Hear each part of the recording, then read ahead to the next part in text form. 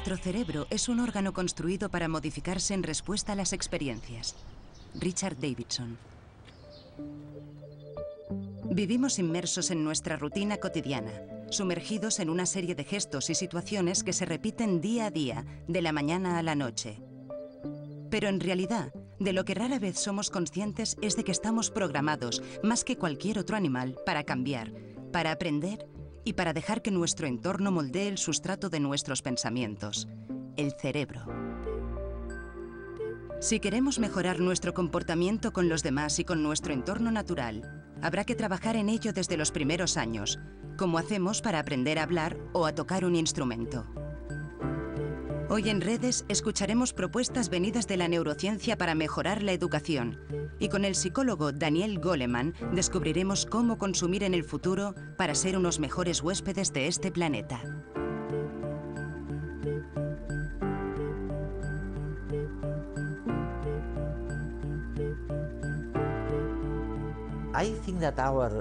Creo que nuestros telespectadores nos agradecerían que les resumamos lo que esperamos de la inteligencia social y emocional aplicada a las escuelas, a los niños, a la infancia, en pocas palabras. ¿Qué significa, en unas pocas palabras?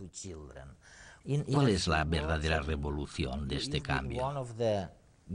Ha sido uno de los grandes investigadores que ha aplicado esta práctica en los Estados Unidos.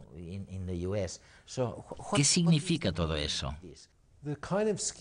El tipo de habilidades de las que hablamos incluyen habilidades para aprender a dominar las emociones, en concreto la capacidad de controlar las emociones negativas, para que cuando ocurre una adversidad, éstas no persistan más de lo necesario. Las personas, y los niños concretamente, pueden aprender a disipar estas emociones negativas para volver al estado inicial. Es algo muy importante, porque cuando las emociones perturbadoras se producen en la mente, interfieren con la capacidad de aprender de los niños. Por consiguiente, la habilidad de controlar las emociones es crucial para ayudar a que los niños aprendan mejor. Otra habilidad consiste en aprender a prestar atención de una manera mejor. Aprender a concentrarse. Lo más importante que hemos aprendido sobre el cerebro en la última década es que es el órgano que está construido para cambiar como respuesta a la experiencia. Es el responsable del aprendizaje. Y sabemos que el cerebro, especialmente al principio de nuestra vida, es mucho más susceptible a cualquier influencia de lo que será más tarde. De modo que realmente lo que está sugiriendo es que podemos gestionar las emociones.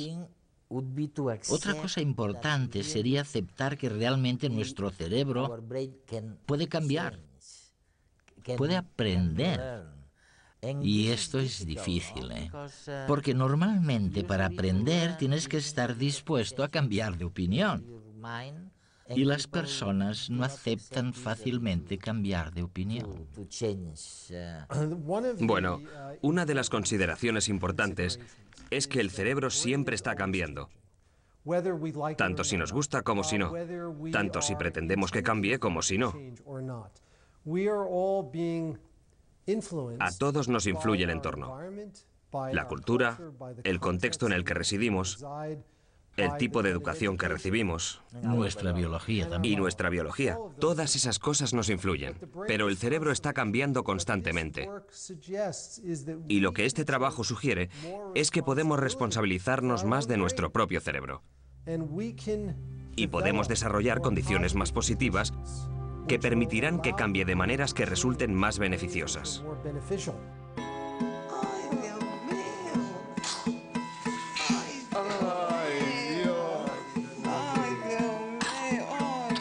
Desde el nacimiento, nuestro cerebro va modificándose, adaptándose con cada nueva experiencia, porque está construido con ese fin. Cada evento, cada suceso bueno y malo, va dejando su huella en el cerebro, creando a su paso un camino neuronal. Puede que ello nos haga sentir víctimas de nuestro pasado, el cual ha trazado caminos neuronales demasiado trillados, demasiado hondos, que nos hacen reaccionar automáticamente. Sin embargo, lo que realmente supone es que somos los dueños y responsables de nuestra vida y nuestra mente. Dado que la mente es maleable y la plasticidad cerebral algo aceptado y demostrado, por la misma razón, cualquier cambio en la conducta afectará a nuestro cerebro, modificando su función y, por último, su estructura. Si optamos conscientemente por promover cambios positivos en nuestro cerebro, cultivando hábitos sociales y emocionales apropiados en nosotros y en nuestros hijos, podremos aprender a regular mejor nuestras emociones. Lo que significa no permanecer en las emociones negativas más allá de lo que es sano y saludable, y fomentar las positivas, como la empatía, la compasión y la cooperación. Cualidades que, si antes eran entendidas como dones personales, ahora, según esta perspectiva, pueden verse como habilidades adquiribles por todo el mundo con el entrenamiento adecuado. ¿Habéis podido evaluar o examinar alguna de estas experiencias educativas, algunas de estas reformas? Hemos trabajado en el laboratorio analizando tipos de intervenciones muy específicas que se pueden diseñar. Por ejemplo, para aumentar la cooperación y la compasión y el altruismo.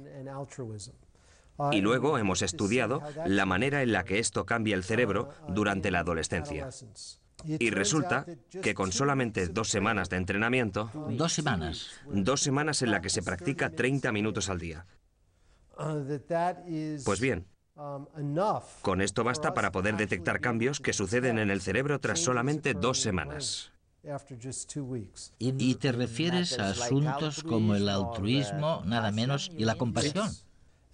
Hay cambios específicos en el cerebro que están asociados con los cambios en el altruismo y que se pueden medir conductualmente. Y todo lo que sabemos sobre el cerebro nos indica que cuanto antes se realice la intervención, tanto mejor, porque habrá más probabilidades de que sus consecuencias persistan durante un periodo de tiempo más largo. Y para este asunto de enseñar más altruismo, menos violencia, más empatía, ¿a qué edad crees que es más efectivo? Basándome en lo que sabemos sobre el cerebro, las intervenciones que se producen antes de la adolescencia tienen un impacto mucho más duradero que las que se producen después de la adolescencia. Sabemos, por ejemplo, que una de las partes más críticas del cerebro a la hora de controlar las emociones es la corteza prefrontal, una región situada en la parte delantera del cerebro. Y sigue desarrollándose hasta un poco después de la adolescencia, hasta los 20 años aproximadamente. 20, 25 años. Sí. De manera que las intervenciones que se produzcan antes de eso serán más útiles. Además, es muy probable que haya una gran transición entre los 5 y los 7 años de edad en los humanos. Hay muchos motivos para creer también que las intervenciones que se hagan antes de esa transición serán especialmente eficaces a la hora de sentar las bases con habilidades que, si persisten, permitirán otras habilidades que se asienten en ellas. Es como una especie de andamiaje. Hay una necesidad acuciante de investigar más en este campo, porque apenas se han realizado estudios sobre la influencia del aprendizaje social y emocional en el cerebro.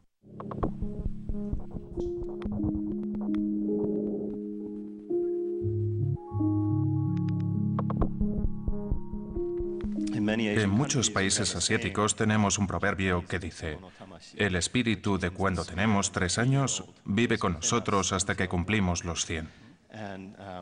Es decir, que el desarrollo temprano influye en el resto de nuestra vida.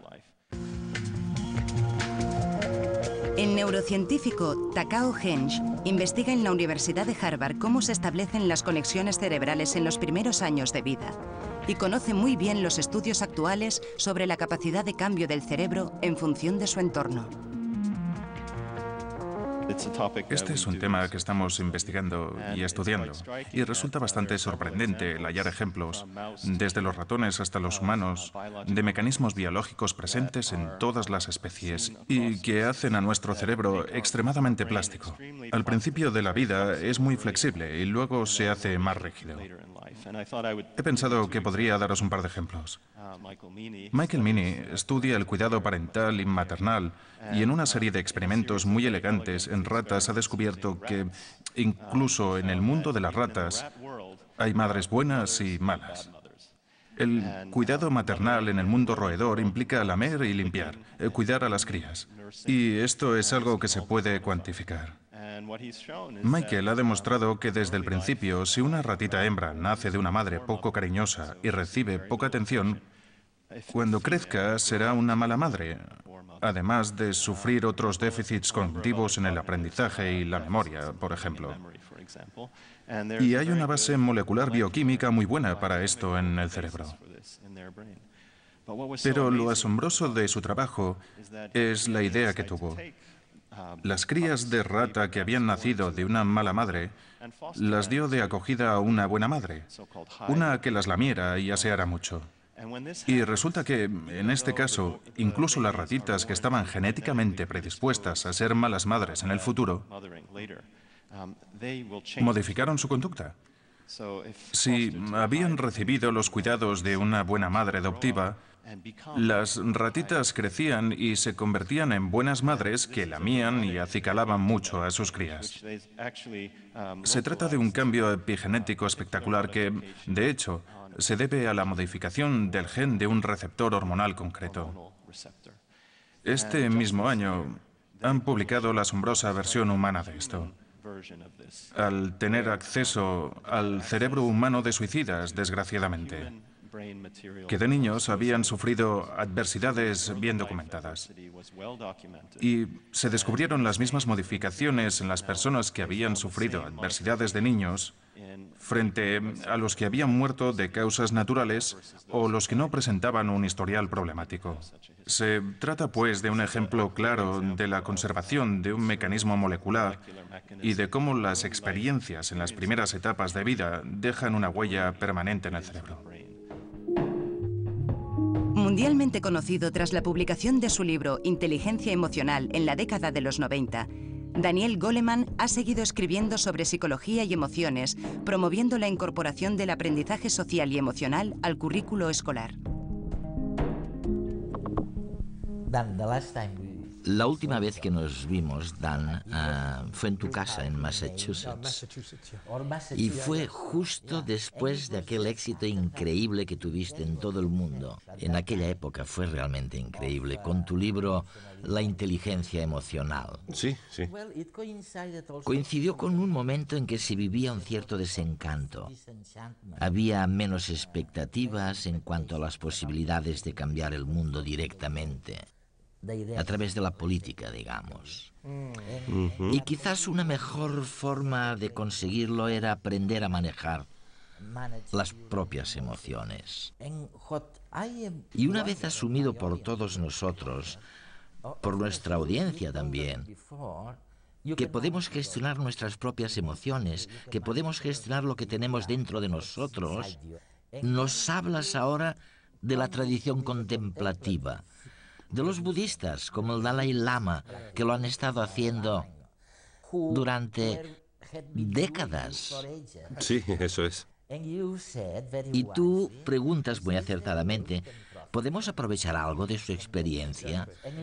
¿De aquello? Sí, yo estoy participando en esta conferencia con el Mind and Life Institute, que es un instituto que trabaja con el Dalai Lama. Se trata de un grupo de neurocientíficos que estudian las tradiciones antiguas de una filosofía y práctica como el budismo a fin de ver qué estrategias tienen para apaciguar la mente, para ser más compasivos, para aprender a concentrarse.